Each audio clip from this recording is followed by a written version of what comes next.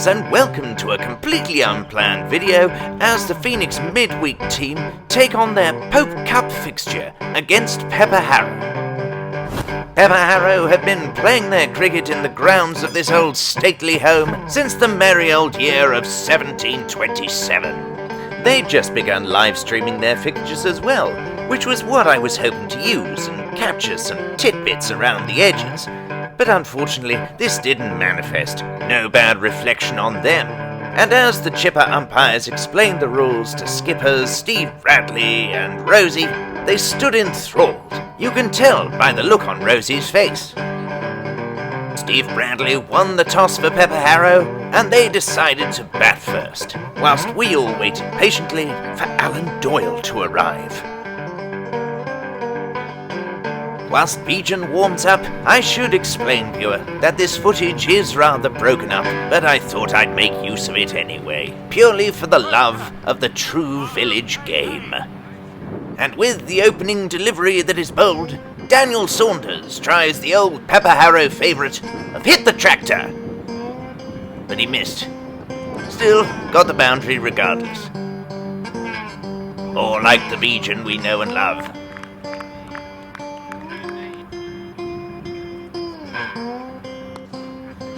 Slam! It's T20, and Saunders is cashing in whilst he can.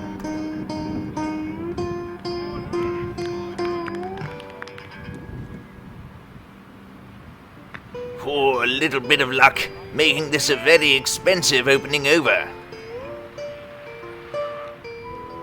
Did you know, viewer, that in Article 6 of the cricket rules as drawn up in 1727, that 'tis lawful for Mr. Broderick to choose the gamesters within 3 miles of Pepper Harrow, provided they actually lived there last Lady Day?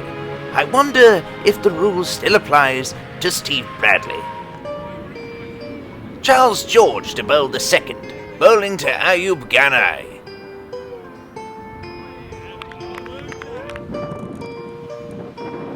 Slam! He too looking positive and taking it to the bowler.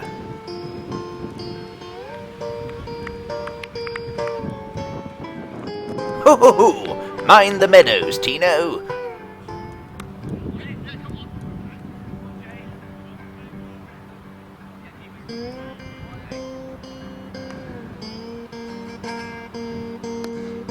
Beaten away. No let up for Bijan, as Ganai munches into him as well.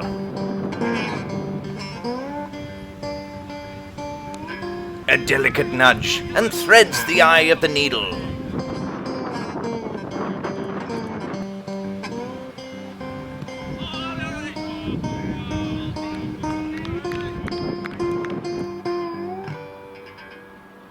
Yes, that's it. Peg him back a bit. Did you know, viewer, that in Article 10 of the cricket rules as drawn up in 1727, that each match shall be for 12 guineas of each side, between the Duke and Mr. Broderick? I wonder if they accepted card payment.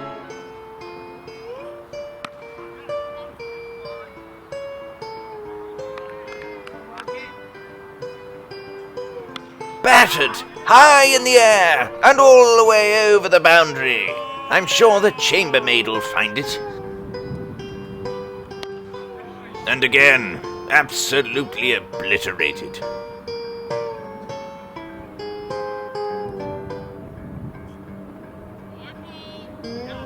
Yes, and T20 rules apply. No leg side deliveries. Something that would pain us later. Change of bowling. Bijan saving 2 for later. Ross SPREADBOROUGH coming on. Ooh, made the umpire wiggle.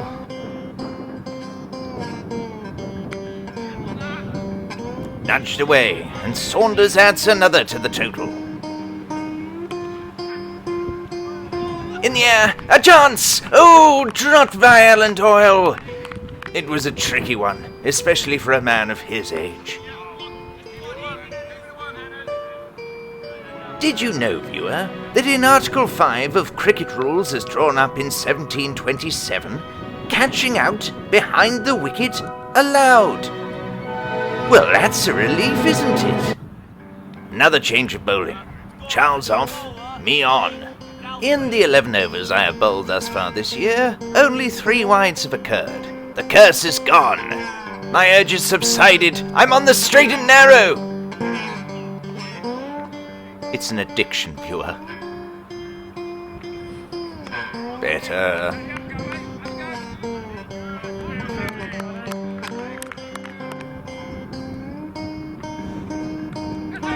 Yes, thank goodness for the Articles of 1727. Great take by Ashy. Ganai falls for 24. Which brings our old friend Brad Marshall to the crease. We know him from his Elstead days.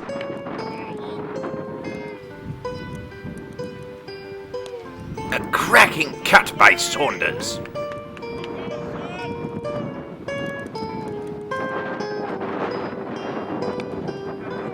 High ball, but landing safely. Can they get back for the second? Indeed they can. Oh, tricky. Bet that wasn't in the articles.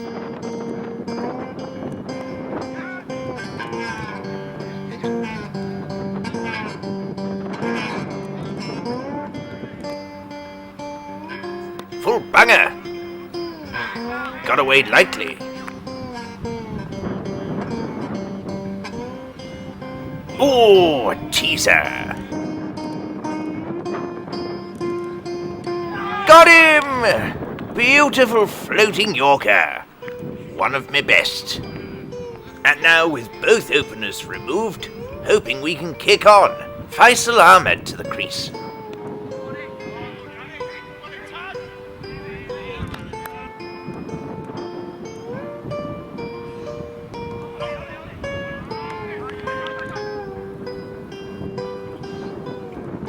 A nick! Someone must have destroyed the voodoo doll they made of me. Suddenly it's 70 for 3. Young Taddy Leal coming on to bowl as Matthew Overton strides to the wicket. You would have thought he would have dressed himself before coming out to play.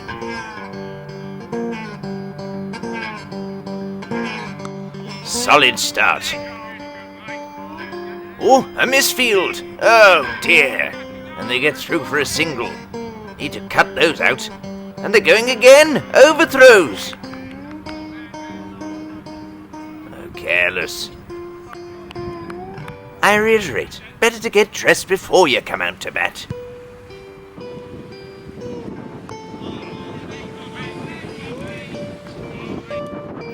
Wise words from the master to the apprentice. Get back to your place and put your hat on. Full banger. Got away with that one.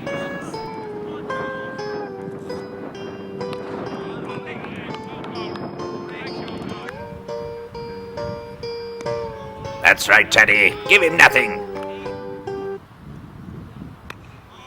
Great first over from the youngster. Did you know, viewer, that in Article 15 of the cricket rules as drawn up in 1727, that it shall not be lawful to fling down the wickets, and that no player shall be deemed out by any wicket put down, unless with the ball in hand. No doubt otherwise they'll get a thoroughly good spanking.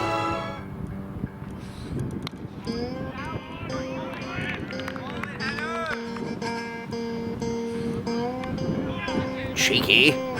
Didn't even slash. Just feathered it away.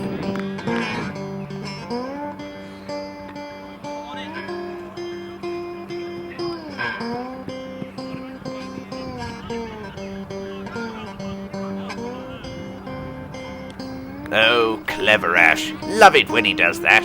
Especially when he hits them. Solid drive by Overton. Just for one, though.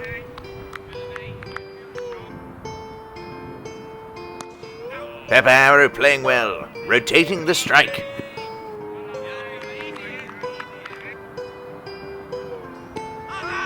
Sharp appeal, well outside, but another good over by the youngster.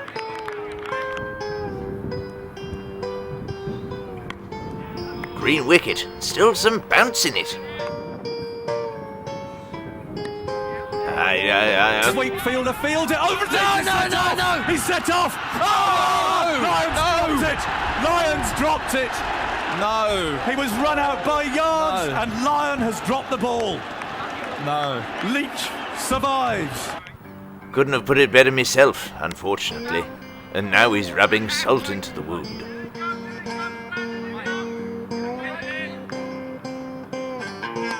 Confidence is high. Overton advancing down the wicket. Slam! No need to run for that. That ball is gone. Oh no, coming towards the camera. No car to be won here.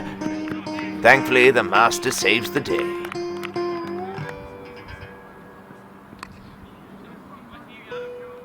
Dad on the boundary, always happy to help out. Another pinpoint delivery. Enough of me, the master's back. And taken to the cleaners again.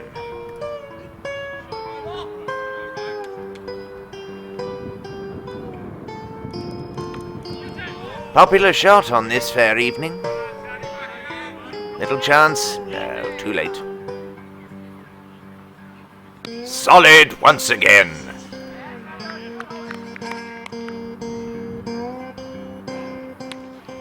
Silky.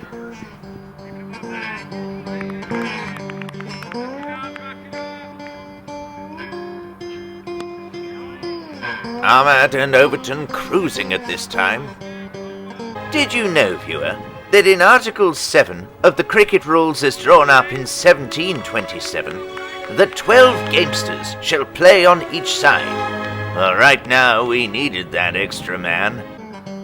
As I said, dear viewer, I hadn't prepped for filming the whole game, and unfortunately at this juncture, the SD card ran out of space. So after viewing some scenic vistas of the grounds around Pepperharrow, I'll fill you in with the breakdown of how Pepperharrow's innings finally ended up. So Ahmed and Overton continued on their merry way, forming an important partnership for Pepperharrow, before Ahmed was run out by a fantastic bullet arm from Taddy Leal, and Overton skied one that was eventually caught by Ash off the bowling of Charles George, wrongly accredited to Ross Spreadborough. Charles in fact took 3 wickets after a late flurry of runs from Harris Mushtaq, Lee Bennett and Faisal Beg, leaving Pepperharrow with a total of 159 off 20 overs. A solid T20 innings. Well, at the beginning of our innings, I decided I was going to try and complete things by recording as much of our innings as possible on the old blower. And unfortunately, I started recording just at the point when Rosie lost our first wicket. A difficult start, at this point leaving us at 5 for 1. I'm not sure the umpire wanted that, Rosie. Yogi came in 3, as Steve Bradley had opened the bowling for Pepperharrow. Shot, Yogi! That's it, run hard. We need to fight for every run.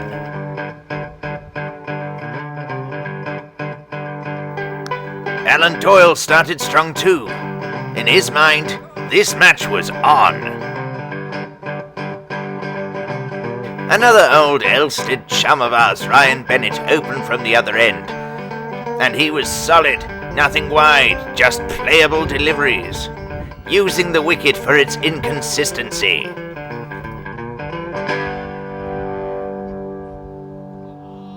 Just like that one. Only difference is Pepperharrow were chasing everything. No extras for us.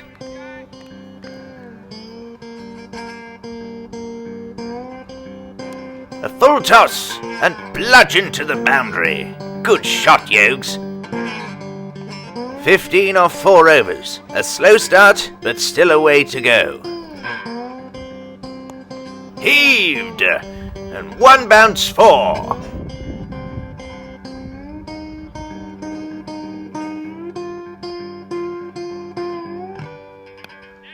Hammered away, but the outfield is slow. It's not going the whole distance.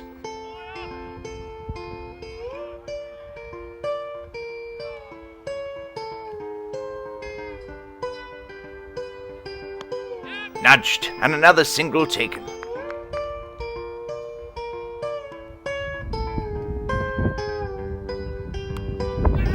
well-crafted shot. Will it make it the whole way? Oh, it's slowed up. How unfortunate. Now he's having a fiddle. Short and smacked away. And this one is going the whole way. Release the hounds.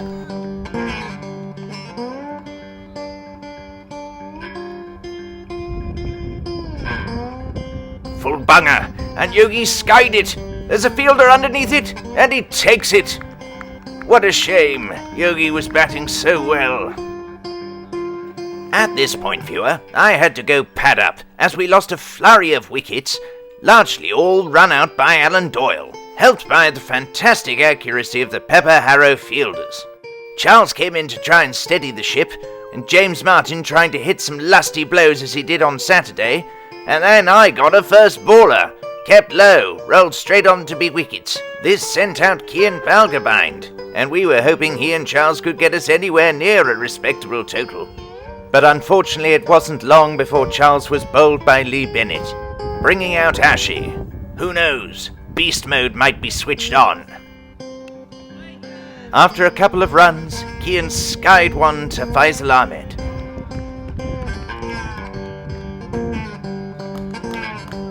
Which brought out last man, or last boy, Taddy Leal. At this point, viewer, we had accepted our fate. Pepper Harrow had us beat. We're out of the Pope Cup, but this isn't necessarily the end. We now move on to the Pope Shield. There's still a chance for us for future glory. At this time, though, viewer, the camera lies. It was getting very dark out there, and we still had a red ball to play with. Beast mode was switched on. He just couldn't see it to connect.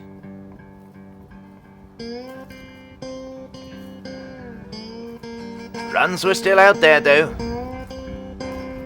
And even Taddy gave it a go.